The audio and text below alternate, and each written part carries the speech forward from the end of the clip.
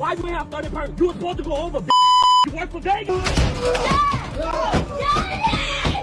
Now you can bet on elections, on interest rates, on wars, on politician deaths. How gambling controls sports in America. Hey man, to be honest, I did not have this video on the schedule today, but I thought it was pretty interesting. I figured I'd watch it because I do have a kind of mixed opinion on gambling. Because on one hand, I do definitely think that there should be something done about gambling in America right now. Like wherever you look, bro, it's gambling ads literally out the wazoo. Everywhere you look, on every sport, every ad for every sport, especially when they started finding loopholes so that it's not considered gambling on certain apps like PrizePicks or Kalshi or whatever, so you can be 18 and just get straight to it instead of being 21. But on the other hand, just smacked me 2 parlays last night, nigga. What you mean on that World Cup?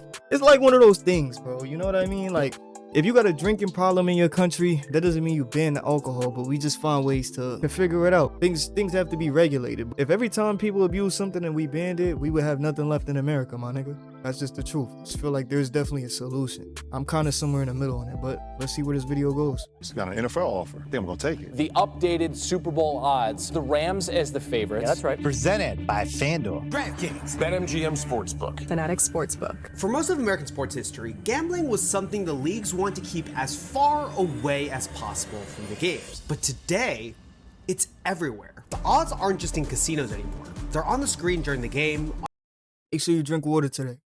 on your phone, in your group chats, and increasingly, they're part of how sports are talked about in the first place. This didn't just make sports more like a casino. It changed what sports are for. What? Green apple looking at? Why you ain't have 30 perks? You was supposed to go over, You work for Vegas.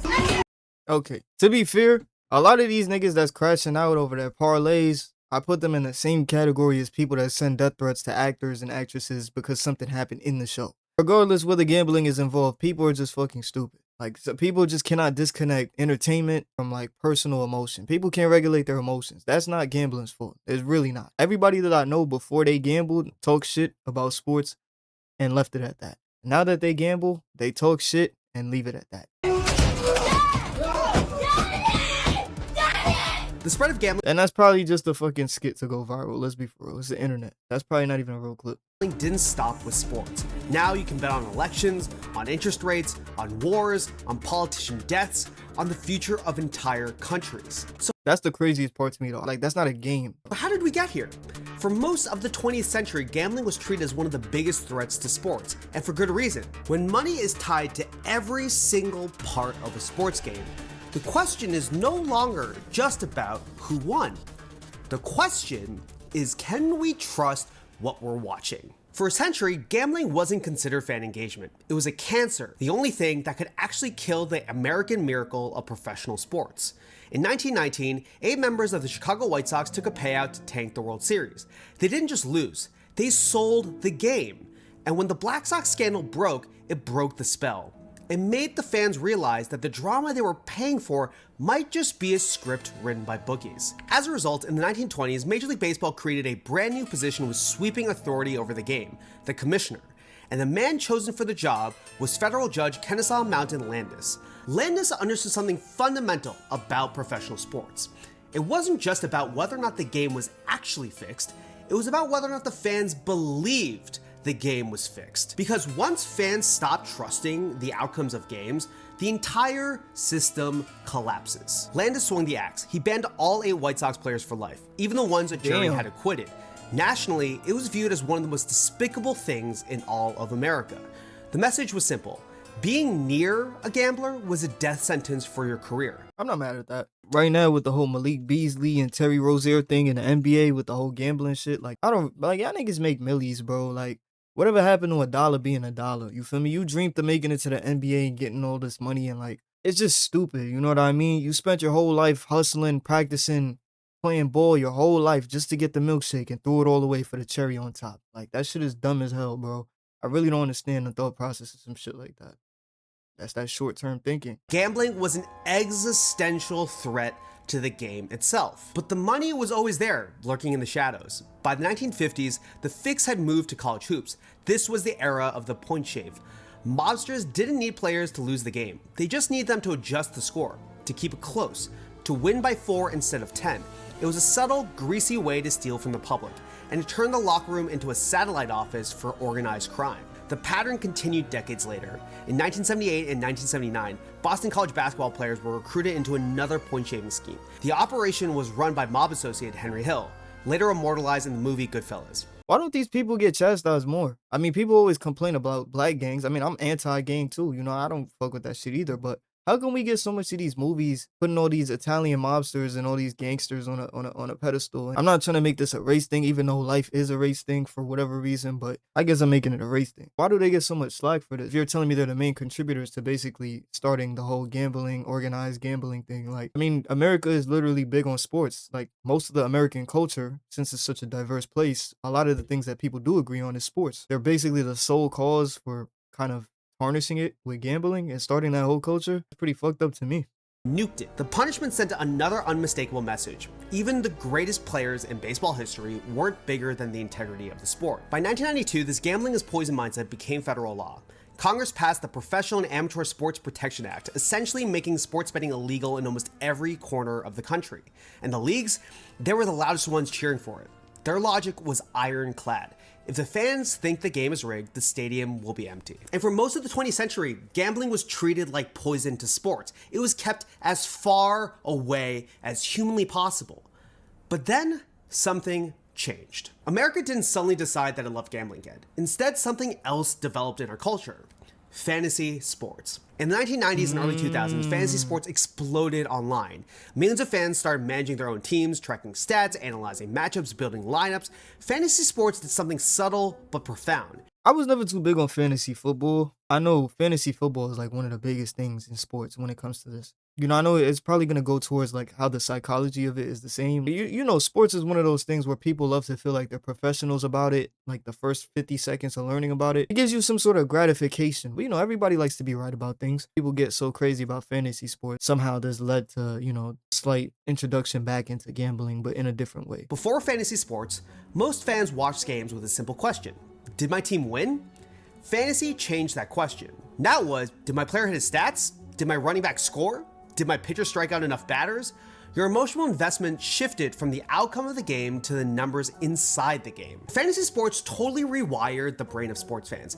A new belief started to emerge. If you knew the stats, if you knew the matchup, if you had some inside information, you could beat the system. As someone who loves and plays fantasy sports every single year, it also taught us that our knowledge of sports could be monetized. At the same time, another piece of culture was evolving: sports video games. Games like FIFA and NBA 2K began integrating loot boxes, randomized reward systems where players spent real money for a chance at better players. The worst idea ever. I'm literally in the middle of editing the video right now, and I can't believe I forgot to say fuck Ronnie and fuck Mike Wang. Shout out FTC, man. These niggas really added gambling to games that kids play. And Flight was really one of them first niggas to really speak out against that. Forget getting the logo, forget all of that. So shout out Flight for that, man. I just have to say that. Because like I'm really watching it again and I'm getting tight. Because these niggas really put slot machine type games with real money for kids to brainwashing them and thinking this shit was normal. And I was one of them. So fuck y'all niggas. I fucking hate the fact that microtransactions snuck their way into video games, bro. And I'm a victim of it, bro. I was a kid too when dumbass shit. It's crazy how they really turned our video games into slot machines, bro. This shit is sad, bro. That's why I really don't even like fuck with 2K no more, bro. Like, that's the main reason. When I started realizing that shit early, it was just like, you kind of want to play it because all your friends play and you don't want to be left out. But even some years I didn't buy 2K15. Like I was on and off. I'm not gonna lie and say I was consistent. But some years I just genuinely did not buy or play that shit. Why am I swiping credit card just to play a game? You know what I mean? Like I feel like all video games should only have cosmetic purchases. That's the only thing. Like if you want to buy a new skin or you want your character to look cooler or some shit, you should be able to buy that. And I don't know 2K prices, bro. There was a meme that went crazy when people realized that the amount of VC, the virtual currency in 2K, that you needed to buy a do-rag for your character is literally more than it costs to buy a do-rag in real life. Like, that shit is insane to me, bro. Shit is honestly sad, you know what I mean? Because it's just gonna be normalized. Like, you know, it's gonna be normalized. I'm 23, so when 2K was coming out, When 2K was coming out and that became a thing, kind of slowly saw it be integrated into the game. You kind of knew like it was wrong. Like you felt bad about having to buy it. You saw the VC prices going up and it costs more and more. But everybody else that's younger than us, bro, it's sad that they're gonna grow up thinking like this is just what video games are. They might not even like video games as much as we did in our generation, because things will be so different by then, you know? Some versions even looked like slot machines, bright lights, spinning wheels, random rewards. For younger fans especially, sports and gambling mechanics were slowly becoming intertwined. By 2010, the culture was practically begging for sports gambling. So when the legal barrier to sports gambling finally disappeared, the culture was ready. The Supreme Court finally caught up with the reality on the ground. In Murphy versus NCAA, they tossed out the federal ban on sports gambling. The wall that Landis and Congress had built was demolished. Within just a few years, sportsbooks spread across much of the United States. Billions of dollars started flowing through the industry. Betting apps appeared on millions of phones, and the leagues that once treated gambling like poison started partnering with sportsbooks themselves. For 100 years, if you wanted to put money on a sports game, you had to put in the work to actually do it. You had to find a guy, or get on a plane to Vegas, or walk into a smoky room with a stack of 20s. There was friction. You had to look another human being in the eye. But once gambling moved to smartphones, that friction disappeared. Now it was just one tap away. If the design feels familiar, it's because it is. It's taken from the casinos and social media and mashed together into an app on our phone. This is journalist Danny Fund, who wrote the book Everybody Loses on the Rise of Sports Gambling. The idea is, let's profile people, how much you're depositing, when you're depositing, promotions you're playing. All of that stuff goes toward your profile, so we know what they're good at and stop taking those bets. But, you know, if you're a square on other sports or other styles of betting, the sky's the limit to what you can bet on. I mean, it's predatory, like I said, but it's like, come on, that's no different from a liquor store selling certain alcohol in neighborhoods where they know it's popular. I mean, at the end of the day, it's psychology and marketing. These things are going to come into play no matter what. It's just the fact that it should be regulated if it's, you know, becoming a nuisance to society as a whole. It is what it is. It is what it is. You know what I'm saying? There's definitely a fix somehow to kind of limit it, because you don't see everybody screaming close the casinos down. I'm sure some people share that sentiment. Not everybody is really worried about a casino getting a hold of their child. You know what I mean? Like, some people, sure, but that's not really the main focus. Push gambling back to the age of 25. I definitely don't think that 18-year-olds should be gambling. I really don't think that. You know, even if you don't want it to be 21 and you push it back to 23 or 25, or, you know, if gambling disappeared tomorrow, I wouldn't cry. And if it stayed for the rest of my life, I wouldn't cry. Because me personally, I'm not really somebody that has an addictive personality with a lot of things. Now, I know that might not be the case for everybody else, which is why it's a problem, but I'm not going to see it from the lens of everybody else, because I'm not everybody else, you know? I could definitely see the harm. Professional gamblers don't treat gambling like chance, like luck. They treat it like a quantitative math problem to solve. Sports betting apps sell this really powerful idea. If you know more about sports, you can beat the system. You can make more money than other people in your life. Isaac Rose Berman is a professional sports bettor who specializes in tennis. He approaches gambling less like a fan and more like a financial trader. If you can systematically beat the sportsbook, they will kick you out. I have seen this before. I have seen certain people win so much to the point where FanDuel or whatever reduces their max bet to like $10 or $5 or some shit like that. I don't bet to pay a bill. I don't bet to pay for my car. I don't bet for whatever. I'll take the money and use it towards those things. But the money that I put into gambling is my money for fun out of my budget anyways. I just like sports. I'll watch the sports anyways. The gambling makes it a little bit more fun for me. Leave them parlays alone though. Straight bets only. Really. Means that they have deemed you to not be good at this. FanDuel and DraftKings employ very smart people and pay them very large amounts of money with the sole purpose of figuring out who is good on their platform and kicking them out. In other words, these apps aren't neutral marketplaces. They are designed to extract as much money as humanly possible. Back to the video. Legalizing sports betting didn't automatically make people comfortable with it. Something else had to happen first. It had to be normalized. And one of the biggest forces that helped do that was sports media itself. Download the DraftKings Sportsbook app. Presented by FanDuel. Brought to you by our friends at ESPN Bet. For decades, sports broadcasts avoided gambling almost entirely, but after legalization, the odds started appearing on screen. Pre-game shows began discussing point spreads, networks launched betting segments, entire shows were built around betting picks. But media companies didn't just talk about gambling, they started partnering with it. Networks launched sportsbooks, broadcasters read gambling ads, superstars like LeBron James and commentators like Stephen A. Smith appeared in sportsbook commercials. Betting started to sound less like risk and a lot more like intelligence. If you knew sports, if you understood the numbers, if you studied the matchups, you could beat other people. I think the biggest misconception is that they know ball. The misconception people have is that their sports knowledge is going Bro, why is this nigga wearing his ear pods like that? That shit is bothering me. to translate into betting success, right? They think they know ball and they don't, because your ball knowledge only matters if the market hasn't factored in that information, right? Like, you really think that your knowledge on, the plays that Patrick Mahomes is going to run is better than the sports books and better than the thousands of professional bettors who are doing this as their full-time job? There's literally a whole corporate building full of data analysts just literally going at it all day. I mean, come on, bro. It's the same way ESPN pulls up a random stat every 5 minutes. Like, this is LeBron's 568th game wearing purple socks. He's 70% winning, and like, it's shit like that. Like, where do you think they get that shit from, bro? There's a whole bunch of data analysts all over. Of course, there was another reason why sports gambling took over sports media.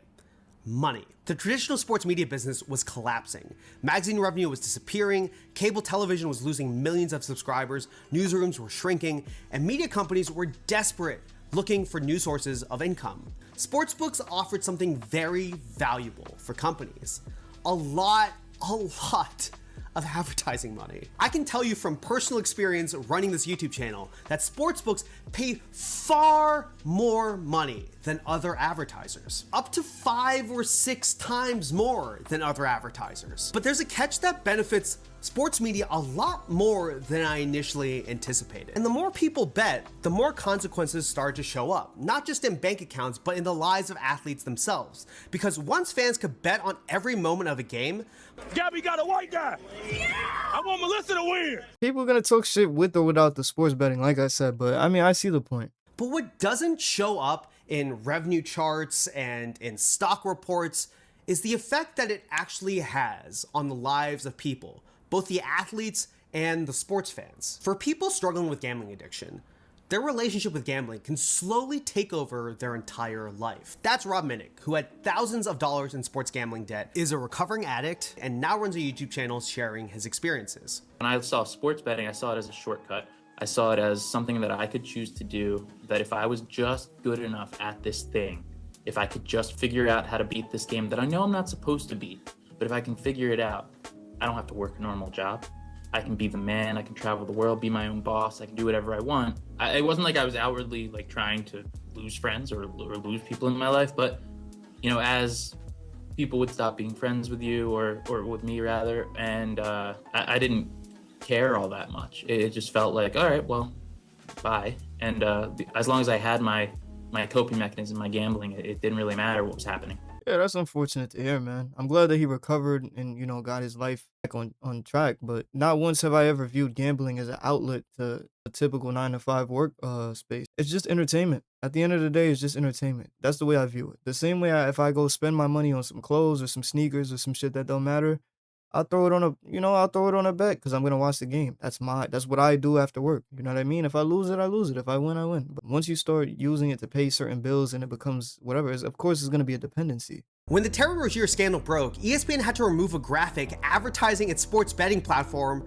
so that it didn't look like they were advertising sports gambling as the news of a sports gambling scandal was breaking. And all of this creates this really uncomfortable reality that almost every single major sports media outlet is financially tied to the success and the legalization of sports gambling. The fact that so many people in sports media are walking on eggshells when they talk about gambling and don't want to say the wrong thing that's going to embarrass an advertiser that's keeping their company afloat, or embarrass the leagues for doing business with those advertisers, or make them look like hypocrites for pushing gambling and then covering, you know, the dangers involved with gambling. And hearing a former ESPN reporter say that in effect sports media is being bribed by all that advertising. I've been in sports media for almost 15 years now, and I have a lot of friends in this industry that feel really uncomfortable with the tension at the center of it right now. They often have to promote sports gambling on their podcasts or their shows, but they don't like the effect that it's having on the industry. What do you mean have to? Well, I mean, of course, if you don't own But then again, it's like, that's unfortunate. But if you don't own, then you don't call the shots. You know what I mean? I go to work and I do shit that I don't want to do all the time. You know what I mean? That's just what it is, unfortunately. I'm sure there's plenty of things being promoted by companies we all work for, or plenty of partnerships that they have with people that we never do. And all of this raises a lot of difficult questions, because if the incentive to gambling keeps growing, the pressure on the integrity of these leagues keeps growing too. And the expansion of gambling hasn't stopped with sports, because now there's entirely new gambling markets emerging that allow people to not just bet on games, but on the future itself. Companies like Polymarket and Did that just say prediction market trader MAGA my man made $553,000 on the death of Iran's supreme leader? We're betting on people to die? I know I mentioned it earlier that they were betting on wars. I thought they were betting on the outcome, or like critical decisions, or key decisions, or, you know, key outcomes. I didn't know we were specifically, not we, I didn't know they were specifically betting on the death of certain people. That's some dystopian shit. On the future itself. Companies like Polymarket and Kalshi call themselves something different: prediction markets. They present percentages, which is easier to understand than sports odds. A market might ask a question like, will this candidate win an election? Will interest rates rise? Will a certain event happen before the end of the year? And the advertising slogan from these prediction markets is simple.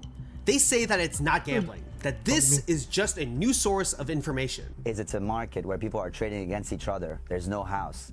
And, you know, the reason why people are flocking to prediction markets, especially Kalshi, is that, you know, our incentive as a company, we win when the customers win. We don't win when the customers lose. And that's a huge difference in the model. But when you... I'm interested to see what he's about to say, because as you just saw, I showed Kalshi. Usually I use FanDuel, but once I heard that there was no house, and, you know, it's basically the same as like a market, a prediction market, I used it because I saw there was some loopholes in that. For example, I bet on a game in the World Cup. I don't remember which one. And I bet both teams to score. One team had scored, the other team had not scored yet. And then they did, and I cashed out because clearly I saw that the goal was offside, so I knew they were going to take the goal back away. But since it's a prediction market and there's no house, there's no need to wait to see the validity of whether the goal actually was scored or not. So as long as it seems like I was going to win the bet, everybody sells. Yeah, I got my money. That's the reason I switched from the in-house Vegas gambling. But let's see what he's about to say. Look a little bit closer. The reality is much more complicated. Prediction markets often present themselves as crowds of ordinary users trading on ideas, but many of the biggest players in these markets aren't casual users. They're professional traders. So what there are is there's things called market makers, which are often, you know, either very rich people, very successful bettors, or sort of large institutions, often like your Susquehannas of the world, who basically say, okay, here's what we think the odds are, and we are going to offer bets on both sides. And they actually just function just like a sports book. Sometimes you are going to be betting against your peers or against normal people. In reality, a lot of the time, you're betting against large hedge funds, and there's actually, the pricing is never going to be the same. The odds on a sports book are basically always going to be identical to the odds on a prediction market, because if there was a significant divergence, then people would just arbitrage it and bet both sides to lock in a profit. I would much rather go up against a DraftKings trader making 60 grand a year than Susquehanna on Kalshi, right? They're much better at their job, and their job is to set accurate prices and make sure that they're on the opposite side of your trade, and this is a zero-sum game. Yeah, I figured it was going to be something like that. I never viewed them really separately. It's just the concept of being able to cash out all the time is, you know, better. If I'm not beating these hedge funds, I'm still beating somebody sometimes on the other side of the bet, depending on what's happening in the game. So, still terrible overall. Prediction markets are moving quickly, partnering with celebrities, building political connections, seeking mainstream legitimacy. Even athletes have begun entering the space. One of the most surprising examples came from Giannis Antetokounmpo. The two-time MVP and face of the Milwaukee Bucks revealed he holds an equity stake in Kalshi. At first glance, it looks like another celebrity endorsement, but the timing raised a lot of suspicion. For months, the NBA rumor mill had been dominated by Giannis' own future. Would he stay in Milwaukee, request a trade? Prediction markets turned that speculation into something people could bet on, and as the speculation swirled, the prediction market for Giannis' next team on Kalshi skyrocketed. And so when the announcement came that Giannis owns part of a prediction market, the backlash was enormous. Let's take a moment to think about how insane this is. Giannis knows if he's going to ask for a trade, he's one of the only people on earth who truly knows what's going to happen. And at the same time, he's the part owner of a place where your money is being traded based on that very decision. The more chaos there is around Giannis's future, the more valuable his equity in Kalshi becomes. Thousands of trades, thousands of fees. And Giannis profits anytime anyone bets on his future, right or wrong. He's financially incentivized to keep the world guessing, to keep the rumors flying. And the NBA hasn't done anything about it. When asked about this at NBA All-Star Weekend, Adam Silver responded by saying, In the case of Giannis, from what I understand, it's a minuscule investment, much smaller than 1%. Kalshi is worth $11 billion. Giannis is allowed to own up to 1% under NBA rules. 1% of Kalshi is worth $110 million. Half of 1% of Kalshi is worth $55 million. Giannis is no longer just participating in the game and in the drama of the NBA. He's making money every single time there's more chaos and speculation around his future. I'm pretty sure that's just an instance of like, it's gonna happen anyway, so let me get in on it. I'm not saying that that's the right mentality to have by any means, but I mean, that's gonna happen. Like I said, like, regulation is the key in this whole video to me. Regulation is the thing, you know what I mean? That's the NBA's responsibility to handle that. But if they don't, what are me and you supposed to do? You just made a video, I'm watching the video. It's really up to Adam Silver. So didn't Trump just get caught the other day and a bunch of other people for inside trading in the stock market anyways? So whether you look at gambling, or you look at the stock market that's supposed to be fair, corruption is corruption, bro. So that's why I choose to take advantage of these situations. I'm not gonna stop anything. Our own president is a fucking felon that's doing inside trades to make extra money as the president of the country. So you think I'm not about to sit here, throw some money on Mbappe? Come on, Brody. You gotta be for real. Hey man, I'm sure everybody has their own opinions. That was a good video, but like I said, the only thing that changed in my eyes is that the public has access to it now. You know what I mean? It's the same way people weren't complaining about AI until public had access to it. And now is it a justified, reasonable argument? Yeah, it is. But at the end of the day, like you said, politics have always been corrupted. Sports gambling has always been around. You know, you're saying there's more opportunity for speculation. There's people that still think the earth is flat, no matter what you come out with. So there's always going to be speculation and conspiracy around everything. Like you said, you know, anything built on trust to the masses is never going to be absolute. It's always going to be volatile. So it's just, it is what it is. You know what I mean? But I definitely would like to see it be regulated because it is harmful to society. If you enjoyed this, make sure you like, comment, subscribe. Let me know what you want me to watch next. And until the next video, thank you for watching.